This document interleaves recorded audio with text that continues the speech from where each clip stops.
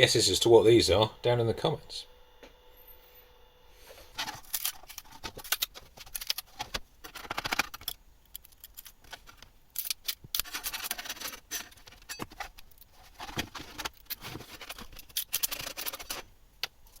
So this is the carbon fibre material,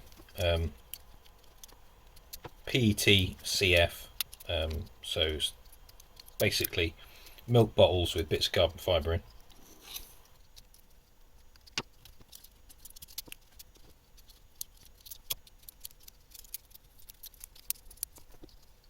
Hopefully you can tell what these are now. There's only two of them because I've already printed one as a test piece just to make sure that it fits.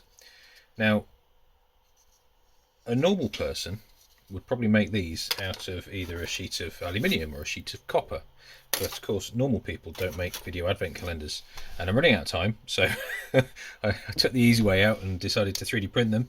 I was hoping to get my head around the sheet metal function in Fusion 360, so I could draw this in 3D, basically how I've drawn it, and then flatten it out, and then be able to engrave on a piece of metal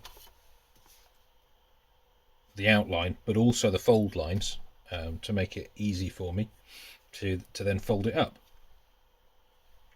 Run out of time, so I haven't been able to do that. So let's just throw these on the lathe along with the other one and see. I mean, essentially what I'm interested in is how much run out do they introduce. So it's a bit of 1/2 inch bar. Just plot that in the lathe. What I'm going to do is I'm going to mark the jaw where it is positioned, so because I'm going to take it out, put the jaw covers on, put it back in, and I want to be able to put it back in exactly the same place or very close to minimise the error in our setup. Right, let's measure the run out.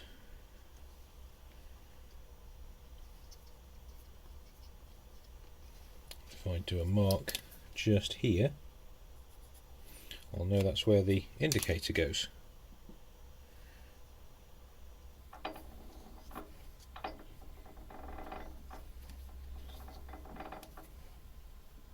So we've got about 100 microns of run out there. Just throwing it in the chuck. So now let's swap it over.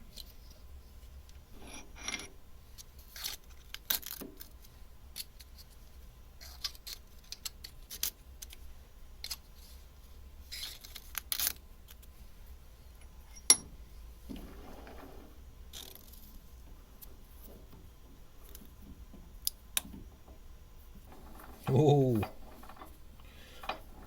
so that's another 130, which is pretty bad. Just try tweaking it up just in case. I can bring that in a bit.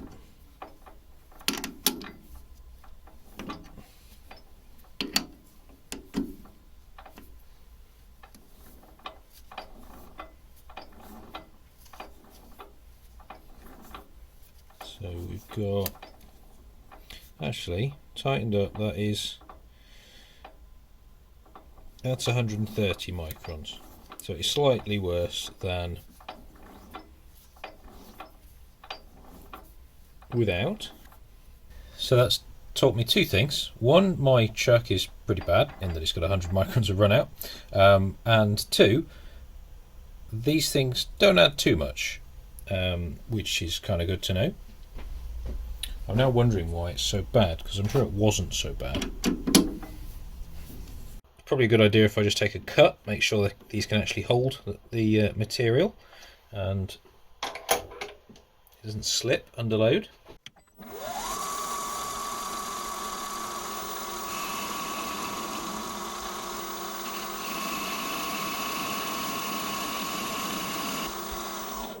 Well, that's a reasonable depth of cut in stainless steel, so yeah, they seem to work. So I've just had a thought. When I was cleaning the lathe, I stripped and cleaned the chuck. The chuck's mounted on a back plate, which then interfaces to the spindle nose.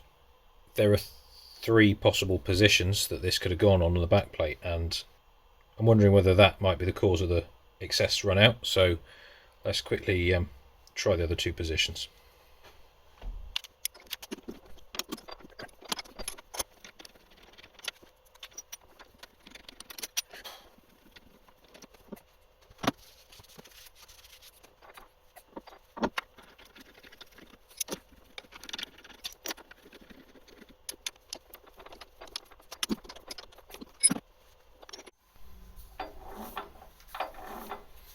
Well, that's somewhat better. We've got about 50 microns there, so that's 30 to 35 on the scale there. Let's try the next position.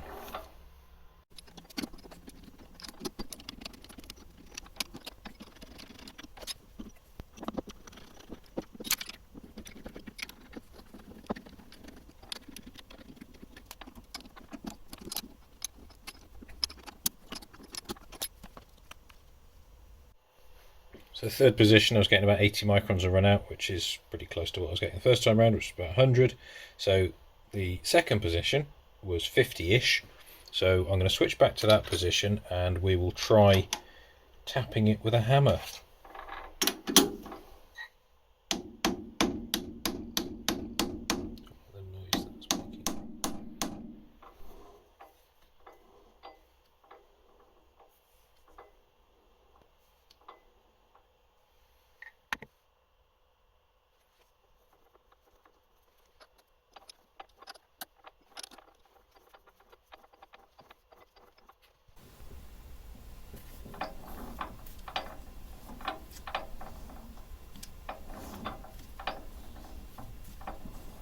So we're in the region of 40 to 50 microns there, which is probably good enough.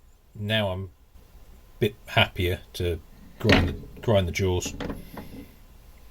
I think the issue is that the backing plate register fit is not as tight as I'd like. I may just have to remake it at some point. But now I should just retest to make sure we get the same sort of results.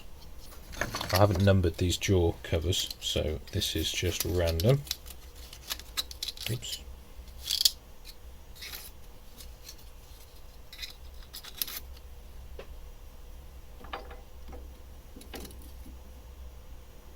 Quite amazingly, we've only got about 50 microns run out, 60 I'd say. 60 microns run out there. So that's... well, I suppose in the end that was a worthwhile exercise. I hope you enjoyed that. Thanks for watching.